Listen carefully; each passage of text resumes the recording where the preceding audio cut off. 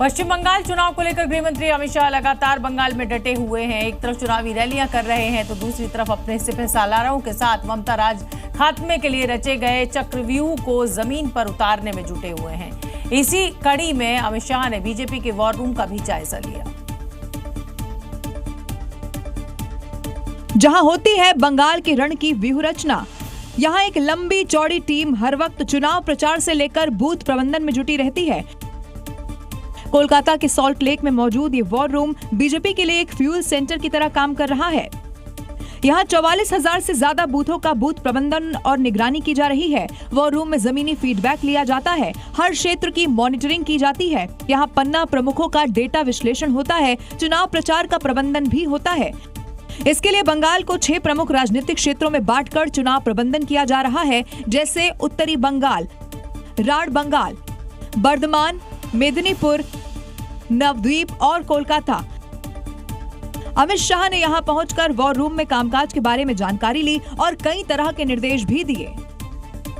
बंगाल में पहले चरण का चुनाव हुआ। इसमें टीएमसी से राज्यसभा सांसद कीर्ति झा आजाद ने भी वोट डाला, लेकिन उन्हें इस बार का बंगाल चुनाव जम्मू कश्मीर जैसा महसूस हो रहा है और कारण है केंद्रीय बलों की तैनाती, बड़ी संख्या में तैनाती।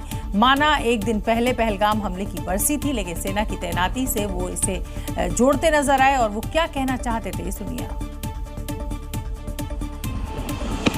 क्या पहलगाम में जानबूझकर सेना की तैनाती नहीं की गई थी? दरअसल बंगाल का चुनावी हिंसा का इतिहास रहा है, जिसे देखते हुए इस पर भारी संख्या में केंद्रीय सुरक्षा बलों की तैनाती की गई है। लेकिन इसमें भी टीएमसी को बीजेपी और इलेक्शन कमीशन की साजिश नजर आ रही है, जिसका जवाब बीजेपी ने भी दे दिया है।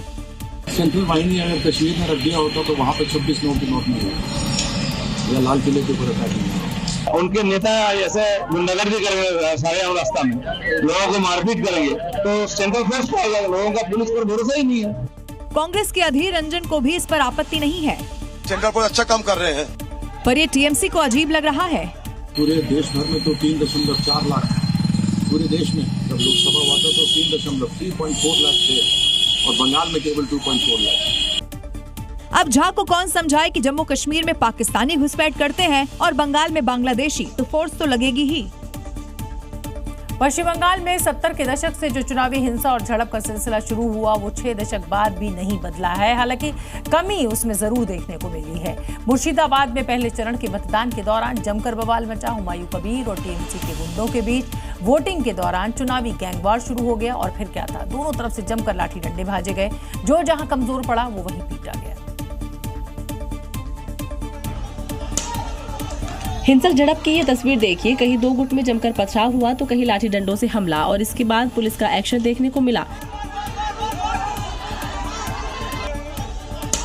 दरअसल यहाँ हुमायूं कबीर और टीएमसी समर्थकों के बीच विवाद हो गया। इस दौरान दोनों पक्षों ने एक दूसरे पर जमकर लाठी डंडों से हमला कर दिया।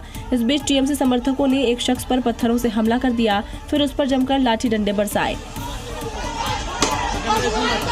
इस बीच टीएमसी के गुंडों ने हुमायूं कबीर के काफिले की गाड़ी में जमकर तोड़फोड़ मचाई। लाठी डंडों से कार के शीशे को तोड़ दिया गया। वहीं बवाल बढ़ने के बाद सेंट्रल फोर्स ने मोर्चा संभाला और टीएमसी के गुंडों को खदेड़ा।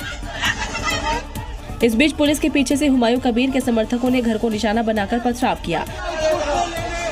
वहीं पुलिस ने मोर्चा संभालते हुए लाठीचार्ज भी किया। इस दौरान छत पर मौजूद उपद्रवियों को भी पुलिस ने चेतावनी दी।